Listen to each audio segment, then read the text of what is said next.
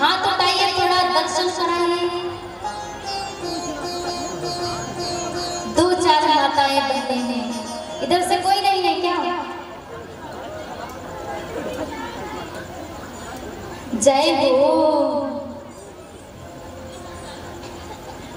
देखिए आपको एक कथा सुनाती हूँ।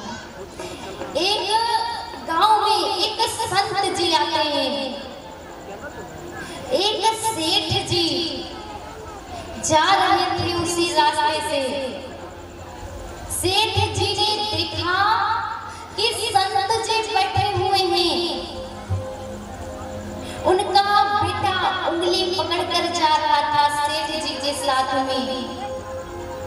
सेठ जी ने बेटे से कहा कि बेटा संत जी हैं, बैठे हुए हैं, जाओ प्रणाम कर लो। बच्चा नहीं गया। फिर से संत जी बोले कि जाओ बेटा प्रणाम कर लो, चरण स्पर्श कर लो। बच्चा नहीं सुनता है, नहीं जाता है। बार बार सेठ जी कह रहे हैं कि जाओ प्रणाम कर लो, बच्चा नहीं सुन रहा उनकी बात। संत जी ने कहा कि आप एक बात बताइए, हम यहाँ पर बैठे हुए हैं, आपने भी देखा है, क्या आपने हमें प्रणाम किया? आपने प्रणाम किया? यदि आपने प्रणाम किया होता तो आपका बच्चा आपके साथ में था, उसे कहने की जरूरत नहीं पड़ती, वो स्वयं ही आपको देखकर प्रणाम कर लेता। जब आपने नहीं किया तो बच्चे से क्या अपेक्षा कर रहे हैं? बच्चा कर सकता है। बच्चे ज्यादातर देख कर करते हैं, जो माता पिता कर रहे हैं बच्चे वही देख कर ज्यादा करते हैं। हम स्वयं ही प्रणाम नहीं करेंगे तो बच्चे क्या सीखेंगे? कहाँ से करेंगे? वो नहीं करेंगे। तो पहले हम स्वयं सुधरें, उसके बाद किसी को सुधारें। ये रामचरितमानस कितनी सरल भाषा में लिखी हुई है। कोई भी गांव का व्यक्ति भी इसे आसानी से पढ़ सकता है, गा सकता है।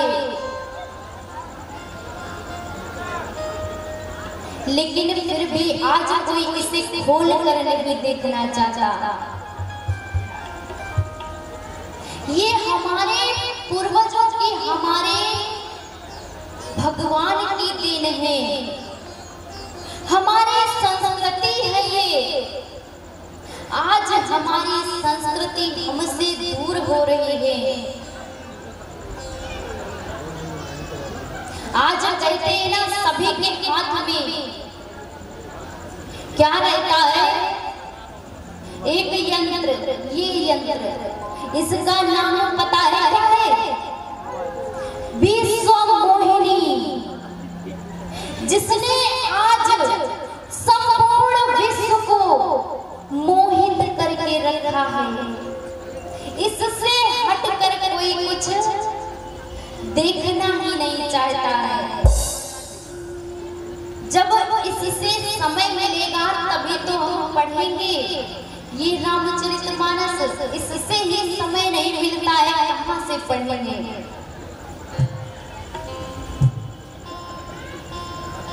लेकिन सभी से निवेदन है कि कम से कम, ज्यादा नहीं, एक ही चौपाई पढ़िए, लेकिन रोज पढ़िए। और जितना पढ़िए समझ करके पढ़िए।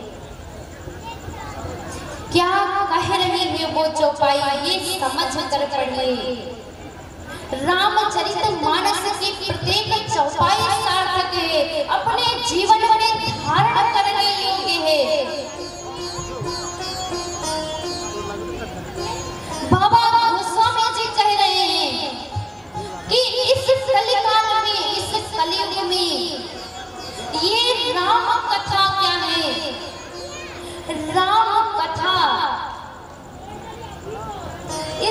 भव सागर से पार उतारने वाली है।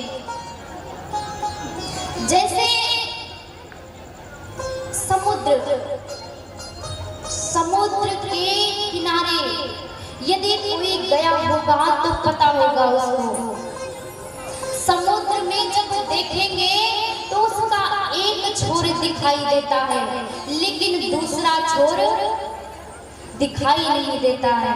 लेकिन ऐसा नहीं है कि दूसरा छोर है नहीं, दूसरा छोर है लेकिन दिखाई नहीं देता है। ऐसे ही ये हमारा जीवन है, जिसमें आने का तो पता है, 9 महीने पहले ही पता चल जाता है, लेकिन जाने का कोई पता नहीं है। कब बुलावा आ जाए और कब जाना पड़ जाए।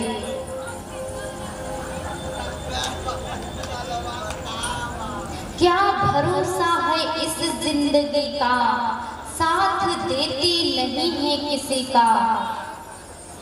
इसीलिए जब तक हमारे पैर अच्छे से चल रहे हैं, तब तक भगवान का तीर्थ कर लो। जब तक हमारे नेत्र अच्छे से देख रहे हैं, तब तक भगवान का दर्शन कर लो।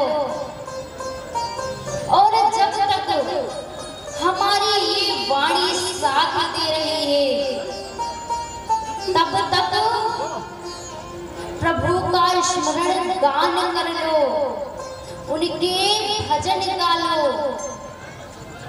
नहीं तो पता नहीं कब बुलावा आ जाए और जाना पड़ जाए, कोई नहीं जानता। लोग कहते हैं ना कि अरे अभी हमारी उम्र ही क्या है, थोड़ी सी उम्र होने दो, उसके बाद भक्ति करेंगे। भक्ति करने की कोई उम्र नहीं है। जब तक हमारा शरीर साथ है, जैसे ये भगवान पर पुष्प अर्पित है। अब बताइए ये पुष्प कैसे अर्पित है? खिले हुए एकदम। ऐसा तो नहीं है कि इन्हें तोड़कर रख लिया गया, 10-15 दिन सुखाया गया, उसके बाद भगवान को अर्पित किया गया, नहीं है ना ऐसा। खिले हुए पुष्प भगवान को समर्पित किए जाते हैं। कोई सुखाकर पुष्प समर्पित नहीं करता। ऐसे ही ये हमारा जीवन है।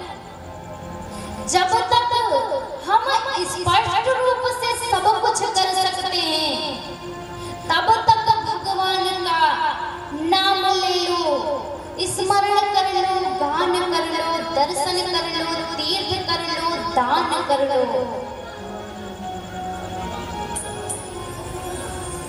नहीं तो जब बुढ़ापा आएगा, और ये पता भी नहीं है किसी को कि बुढ़ापा आएगा ही आएगा, किसी को पता भी नहीं है। जब ये बुढ़ापा आएगा, बुढ़ापे में बोलेंगे राम,